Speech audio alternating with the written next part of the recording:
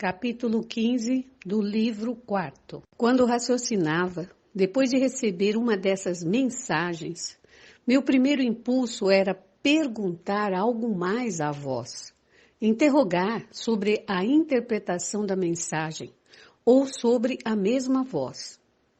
Mas era inútil, pois a voz desaparecia tão misteriosamente como havia aparecido, e só obtinha o silêncio por resposta.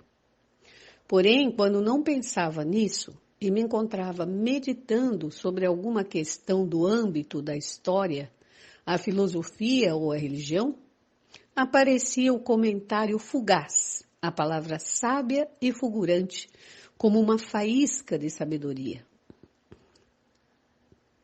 Essa dificuldade para comunicar-me com a voz, longe de decepcionar-me, estimulava minha curiosidade e me embarcou numa breve busca de informação sobre tão estranho fenômeno. O ouvido interior havia se aberto quando fui apresentado ao Führer devido ao poderoso influxo de sua presença. E depois parti com meu pai ao Egito para passar as férias, como já disse.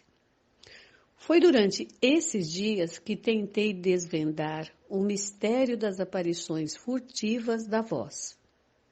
Para isso, comecei a ler tudo quanto se referia a casos similares ao meu, comprovando com horror que até poucos anos atrás, qualquer pessoa que experimentava a audição de vozes fazia-se suspeita de bruxaria ou demonologia. A imagem de Joana d'Arc, a donzela de Orleans, ardendo na fogueira por seguir o que ditava uma voz interior, não era um estímulo muito grato para aprofundar no assunto. Mas me consolava pensar que estávamos em outro século, em uma época aberta à investigação e ao conhecimento. Apesar de que comprovava a cada passo que no terreno da experiência psíquica abundava a superstição ou o ceticismo. Lendo as obras de Allan Kardec, o fundador do espiritismo moderno, comprovei que entre as múltiplas formas de mediunidade descritas como comuns a muitas pessoas dotadas, figurava uma mediunidade auditiva, a qual acreditei que poderia equiparar-se com o fenômeno que vinha experimentando. Segundo Allan Kardec, um médium é uma pessoa que pode pôr em contato com o mundo dos espíritos. O que é um médium? É o ser, o indivíduo, que serve de enlace aos espíritos para que estes possam comunicar-se com os homens. Sem médium não há comunicação possível, seja esta tangível, mental, escrita, física ou de qualquer outra classe. E também disse, um espírito é um homem sem corpo físico. A mediunidade como faculdade humana apresenta-se em relação aos sentidos, sendo uma extensão destes, tais que permite abarcar parte do outro mundo. Há, assim, uma mediunidade auditiva, uma mediunidade escrevente, etc. Sem por isso aceitar a cosmogonia espírita, que afirma, como o faz a gnose, a alquimia, etc., uma tríplice composição do homem, corpo, alma ou perispírito e espírito. Pode deter-se a analisar os fenômenos que mencionam os espíritos, quase sempre reais. Foi isso que fiz inutilmente nesses dias no Egito, percorrendo diversos centros espíritas e consultando-me com diversos médiuns. A desilusão não poderia ser maior, pois na maioria dos casos, o médium era uma pessoa de baixa capacidade intelectual, incapaz de explicar claramente a natureza dos prodígios por ele protagonizados, ou, pelo contrário, o médium era um pícaro demasiado esperto para dar explicações e prazeroso de rodear-se de uma aura de mistério. A conclusão que tirava dessas explorações resumia-se em que quando o sujeito era protagonista real de um fenômeno mediúnico, não podia exercer nenhum controle sobre si mesmo, sendo, em geral, casos de mentecaptos. O médium escrevente não era consciente do que escrevia, situação abjeta que, entretanto, enchia de alegria as testemunhas presentes, que afirmavam que isso constituía a prova da veracidade do prodígio. O mesmo poderia dizer-se sobre as outras qualidades de mediunidade. O médium falante, totalmente possuído pelo espírito ou entidade desencarnada, segundo o jargão espírita, falava, ria, berrava ou se contorcia ante o êxtase contemplativo dos acólitos, tão ignorantes quanto insensatos. E o médium ouvinte, que despertava meu particular interesse, ouvia, mas não uma, senão um concerto de vozes. E estas o invadiam a todo momento, ordenando, solicitando ou suplicando determinadas ações, muitas vezes desonrosas ou grosseiras. Algo deprimente que nada tinha em comum com a minha superior experiência. Convencido de que por esse caminho somente encontraria enfermos ou fanáticos, fiz o mais lógico que se pode fazer nesses casos.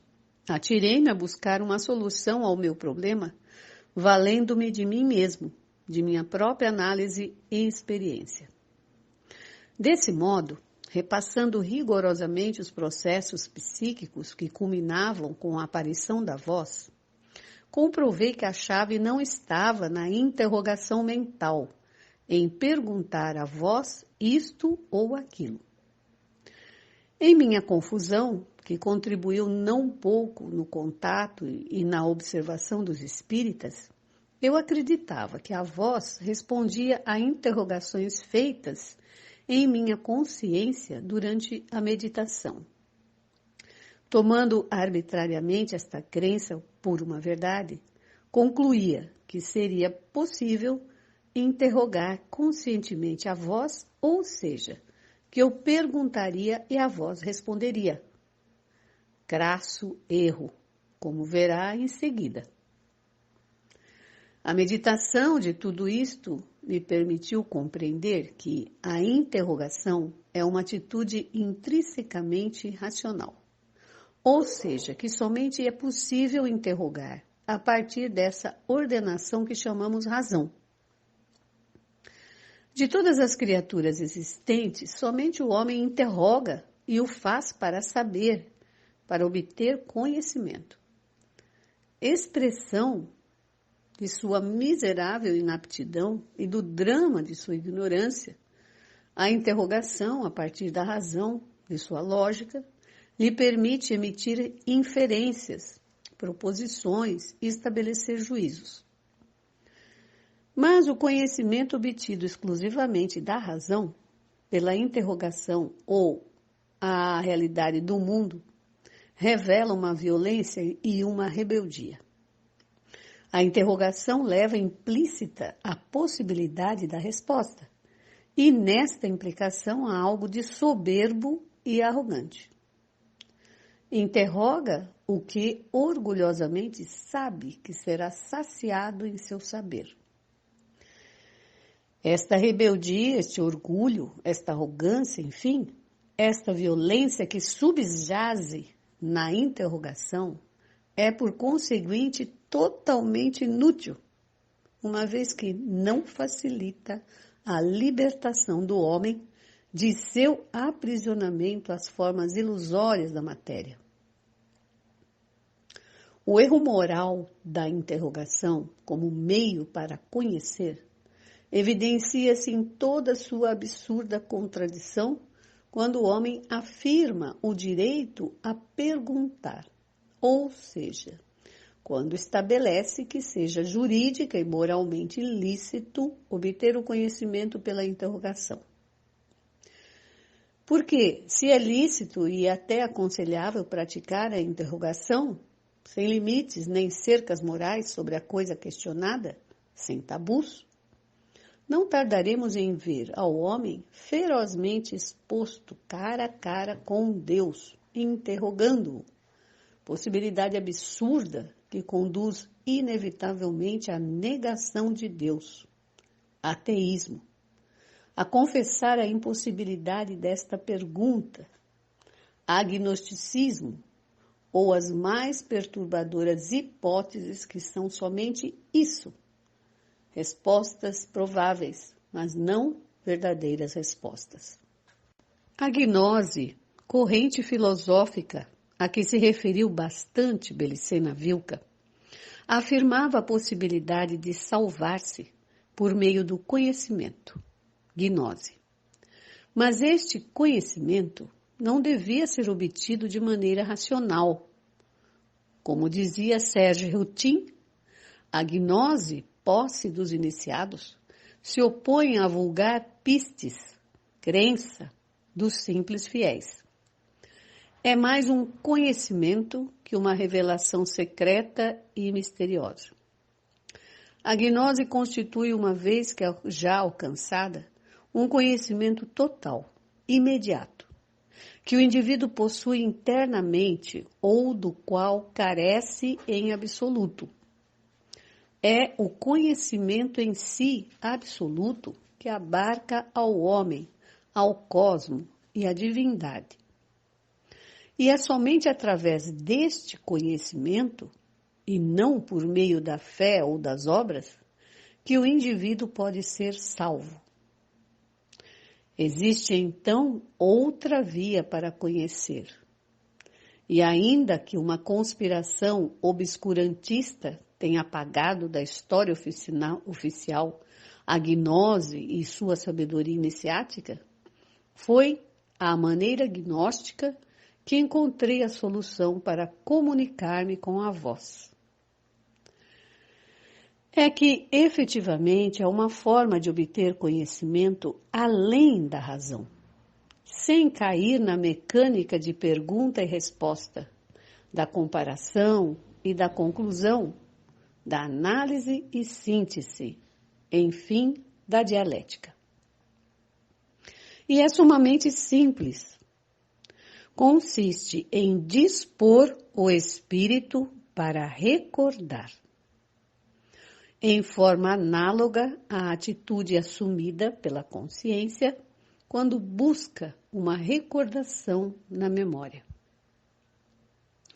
Neste caso, não se trata de adotar uma postura contemplativa, de mente em branco, senão de uma ação dinâmica que busca sem perguntar. A sabedoria de compreender isto apoia-se em aceitar o fato de que a consciência é orientável, direcionável às zonas da mente. Quando desejamos recordar algo, a razão pode interrogar ou não, mas a memória vem inexoravelmente. Por exemplo, que gravata usei na festa de Juan Pérez? E a resposta vem automaticamente, a gravata verde. Mas sejamos francos, é uma verdadeira resposta a obtida?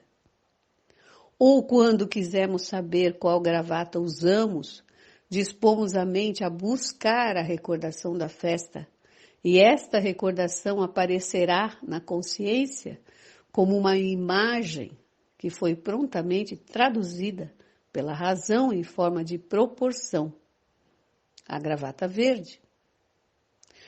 Porque se no lugar de perguntar, simplesmente evocamos a recordação da gravata usada, esta aparecerá, sem ser necessariamente a resposta a uma pergunta, tampouco uma proporção.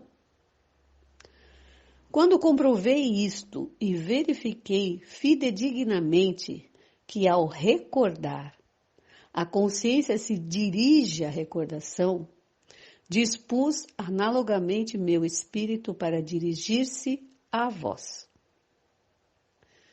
Em princípio, não tive êxito, principalmente porque a razão interferia com dúvidas e ceticismo, mas quando me concentrei bem e pude recriar na mente os momentos fugazes em que a voz irrompeu, então comecei a progredir. A voz havia aparecido e desaparecido num instante, com uma velocidade maior que o mais veloz de meus pensamentos, ao ponto de, às vezes, não distinguir claramente suas palavras. Por isso é que devia concentrar-me muito e evocar a recordação. Só evocar, não interrogar. Dispor a consciência para que sobrevenha a recordação e permanecer em total imobilidade espiritual. O que entende compreenderá que não se trata de uma atitude contemplativa, mas de uma atitude enérgica, de energia, similar à do guerreiro um instante antes de soltar o braço com a espada, pleno de força potencial. Na contemplação, há paz, quietude. Na evocação, há energia expectante. O procedimento empregado com êxito posso explicar assim. Recriava em meu espírito o momento em que apareceu a voz. Tratava que essa recordação fosse a mais exata possível, ou seja, que me transportasse psicologicamente ao clímax vivido durante a experiência. Então se apresentava a voz, tão velozmente como recordava que havia aparecido. Mas então, utilizando o recém-descoberto poder orientador da consciência, dirigi esta até a voz. Repito, como quem recorda. E conseguia assim ampliar imperceptivelmente o tempo de manifestação da voz. Surgia a voz na recordação e eu tratava de cercar a recordação em torno dela, recortando o acessório, concentrando-me somente nela, tratando de converter a fugacidade em permanência, sem que isto perdesse algo de sua dinâmica vocal. Assim ia conseguindo cada vez mais seguir a mensagem da voz desde sua aparição até sua extinção. A aparição, de início, não me preocupava, mas a desaparição, pois ia ampliando cada vez mais o último momento da voz, até que cheguei a ouvir com total nitidez o tom final, um limite preciso entre a voz e o silêncio. Chegando a este ponto, sentia na consciência, de tão dirigia a voz, como se houvesse uma proeminência cônica e aguda, como um funil visto do lado em que se entorna o líquido. A voz tinha penetrado em minha mente por um ponto, o ouvido interior, e até ali apontava o vértice do cone psíquico em que se convertia a consciência ao perseguir tenazmente o instante da extinção final da mensagem. Fui praticando esta sorte de evocação seletiva quando, ao examinar, de algum modo devo dizê-lo, o cone psíquico, logo me vi precipitado num túnel ligeiramente espiralado e vaporoso, como um vórtice de energia brilhante e leitosa que logo terminou com uma imagem perfeitamente definida e nítida. Podia vê-la e ouvi-la simultaneamente, pois dela era quem brotava a voz. Seguindo a voz em sua extinção como um eco, havia subido à sua fonte de origem, e esta era deslumbrante e cegante, visto que agora não somente de um ouvido interior, mas também de uma visão interior, participava absorto de uma excelsa imagem ígnea. porque aquele maravilhoso e sábio verbo não era emitido por nenhuma garganta, nem vinha de uma entidade humana, sequer antropomorfa. Simplesmente brotava de uma língua de fogo que sibilava ritmicamente, acompanhando o devir do verbo. Ó, fogo gelado e rutilante, Deus é testemunha de que em ti reconheci a divindade do espírito hiperbóreo. De frente a essa presença divina feita de fogo, voz e sabedoria, não cometi a bobagem de interrogar, nem tive surpresa, nem desejo de saber ou compreender. Uma selvagem alegria, um gozo primordial foi me invadindo enquanto o Logos ígneo resplandecia sobre o olhar interior. E este júbilo inefável obedecia a uma certeza. Havia recobrado algo perdido há muito tempo. Não sabia dizer quando nem onde.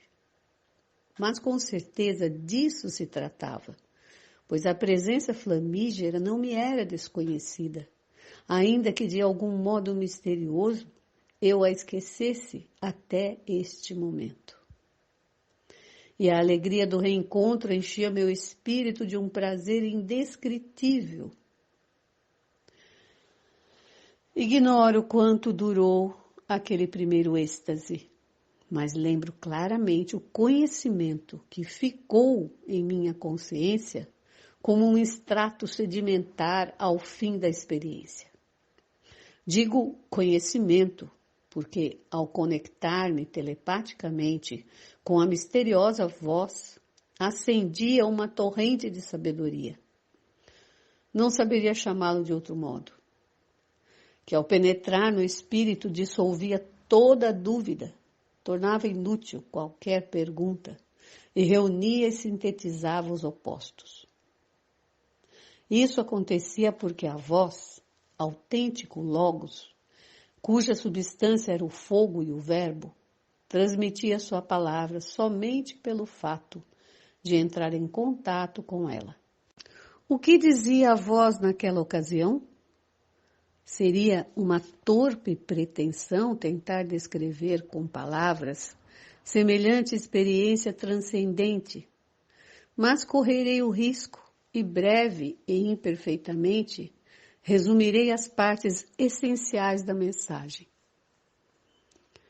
Eu sou um ser pertencente à antiga raça que chegou à Terra com Lúcifer há milhões de anos. Chamaram-me anjo, porém é uma denominação ambígua. Tenho sido um dos grandes guias hiperbóreos e como tal tu me conheceste num passado remoto que, sem dúvida, é sempre presente no mistério do sangue puro. Por meu nome hiperbóreo deve chamar-me Kiev, pois assim me conhecerá novamente a humanidade no fim da Idade Obscura ou Kali Yuga. Está unido a mim, como outros inumeráveis espíritos aprisionados pelo símbolo da origem. O laço que vincula o criado com o não criado. Tu e qualquer um deles podeis chegar a mim e à origem da raça do espírito, resolvendo o mistério do labirinto, atravessando a ilusão das formas criadas, remontando o caminho do sangue puro, como fizeste agora, sem compreendê-lo. Ali, na origem, existem outros seres como eu, pertencentes à raça do espírito, a quem também tem chamado de anjos. Mas, em verdade, todos procedemos de Vênus, da porta de Vênus. Podes comunicar-te comigo a hora que quiserdes, agora que sabes regressar à origem, seguindo o caminho do sangue puro. Mas não deve fazê-lo enquanto não tenhais conseguido compreender o mistério do labirinto e seja dono do espaço e do tempo. Caso contrário, minha presença atuará como uma droga que adormecerá tua incipiente consciência espiritual. Eras vítima do grande engano. Crescer e quase não existe além do capricho de Jeová Satanás. Enquanto não regressares conscientemente à origem, ali onde agora estás sem sabê-lo, não deves vir a mim, pois poderias extraviar o caminho. Primeiro deves retornar ao princípio, de onde nunca partistes, recuperar o paraíso que jamais perdeste. Quando resolverdes este mistério, marcando pelo labirinto e chegando à saída, então poderá dizer, eu sou. Mas não temas, não estarás abandonado. Serás guiado carismaticamente até o final. Segue os círculos fechados da ordem de Thule, mas não te detenhas em nenhum. Avança sempre, até chegar ao penúltimo círculo. Ali, nos voltaremos a ver. E finalmente trateis de interpretar com sabedoria este meu conselho e guia. Na ordem planetária. Primeiro o Führer. Na ordem individual, primeiro Rudolf Hess. Portanto, segue a Rudolf Hess. Inspira-te em Rudolf Hess. Havia conseguido resolver o mistério da voz, chegando até sua fonte oculta, o divino Kiev. Mas imediatamente de conseguir esta maravilhosa façanha psíquica, foi-me proibido restabelecer o contato, ocasionando-me uma rara sensação de tristeza. Respeitosamente auto-impedido de contemplar a cintilante efígie de Kiev por causa, o aceitava tacitamente, de minha imperfeição, só desejava salvar os obstáculos que me separavam. Só desejava saltar os obstáculos que me separavam do penúltimo círculo da Thule Gesellschaft, onde se seria autorizado a restabelecer o vínculo telepático com a origem. Em tudo isto pensava, enquanto o trem me levava velozmente à Pomerânia, lamentando não haver encontrado Rudolf Hess em Berlim para confiar-lhe este acontecimento sobre o divino hiperbóreo Kiev. Até aqui o estudo de hoje, do passo 9, o mistério de Belicena Vilka. Estudaremos na próxima oportunidade o capítulo 16, na página 510. Uma boa noite a todos e tenham um bom descanso.